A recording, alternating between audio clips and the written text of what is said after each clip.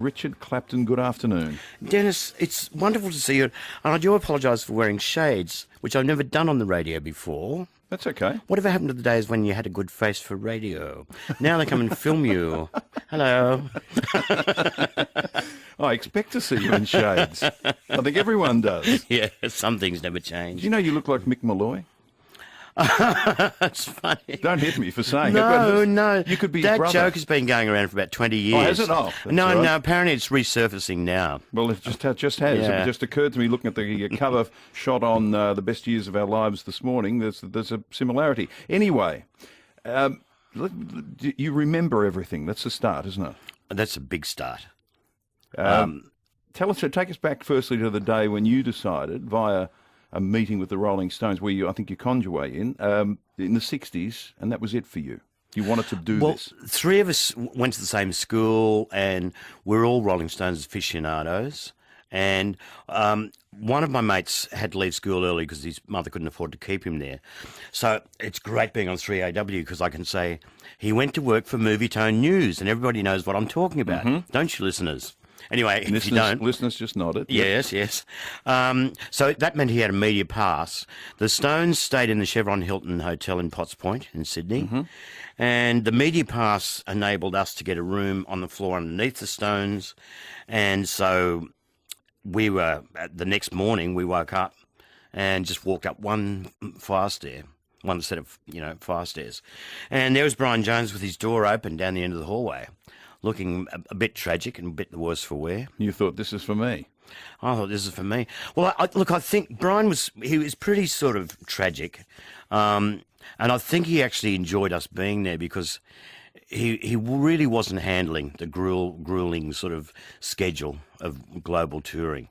And I think he just wanted to offload on somebody, so we were there, so he let it all out. And the fact you were musos, and also he's probably... They must get lonely at times when they're travelling and they're on the road and they're at that level of what the Rolling Stones were. You're sort of cut off from everything. Yeah, especially in his case. I mean, I think he was a very sensitive, fairly delicate sort of soul anyway. But yeah, it was definitely doing his head in. Because I mean, look, I wouldn't swear by it, but my recollection is that we were with him for about 2 hours. And then Keith Richard came in, and Keith was exactly the opposite. Like, Keith was extroverted, exuberant, and, really happy-go-lucky. And, and we spent a bit of time with Keith, and then Bill and Charlie showed up. And the four of them were really great. I mean, we hung out nearly the whole day. I'm not showing off here because at 5 o'clock Mick Jagger arrived back after a day's shopping. And we're on 3AW, so I can't tell you what Mick Jagger said to us. Oh, okay. But we can imagine. Read the book. Theatre of the mind. Read the book, of course. Yeah. One of the low spots for you was you got poor sales for Prussian Blue. You were in Rose Bay at that point, and things were pretty rough, and it was a pretty low time in your life. I don't know about low. I mean, it was a very exasperating time because I kind of I had my heart set on being more, I suppose, serious songwriter sounds a bit pretentious, but I don't know, more like Dylan, Neil Young, Jackson Browne, that sort of genre. Whereas Festival were putting pressure on me to either come up with a hit single and a radio-friendly single. Otherwise, they'd drop me from the label because Prussian Blue, the first album, was really highly critically acclaimed, but it didn't sell. It only sold about 2,500, 3,000, I think. Sometimes that can be just purely timing. Oh, yeah, definitely. I mean, I think we've all learnt that over the years. In 76, you came to Melbourne. Was that because we were a more musical city? Yeah, Melbourne was a more musical city. Your subculture has always been a lot stronger than Sydney's. In other words, there is actually a community, a musical community down here. And their days that I look back on with great fondness. There was a big house in Kew, and the Dingoes and Spectrum and all the bands of the day used to hang around, and we'd have conferences, like beer sort of conferences.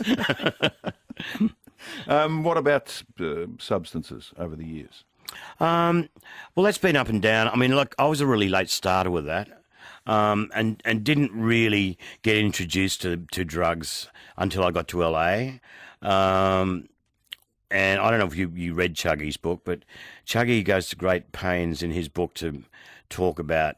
He takes a lot on himself about screwing up my career in the States, which I don't know. That's a very debatable point. But then in his book, he talks about the real low point of my life after being thwarted by having the wrong sort of record deal. And getting done out of 6 major deals over there. That's when I came back, and that was probably my darkest sort of period. That was the drinking and drugging and nightclubbing sort of period. How long did that last? Quite frankly, for a few years, I got back here in about 1980, and although it was very prevalent, I've got to say, I'm not saying that in my own defence, because there is no defence for it, but in those days, I don't know.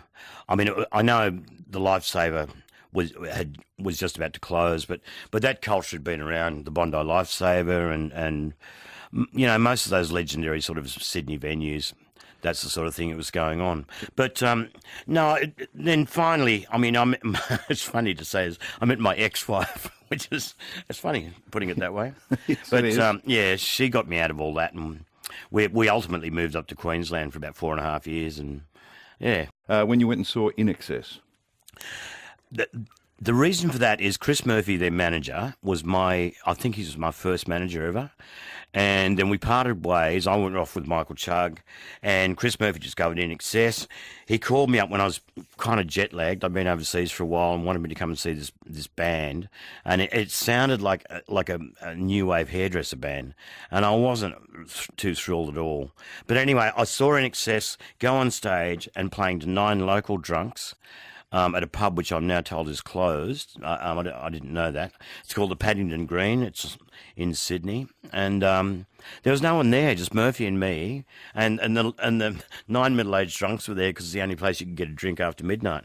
But In Excess came on, and so ostensibly played to no one, but played with a passion and panache that I don't know. You'd be hard pressed to find any band that could play with that sort of passion. There'll be lots of listeners who'll be interested to find out more of your life and your writing. Richard Clapton, are you a songwriter or are you a performer? What do you want I would to be have to seen say as? songwriter. Yeah.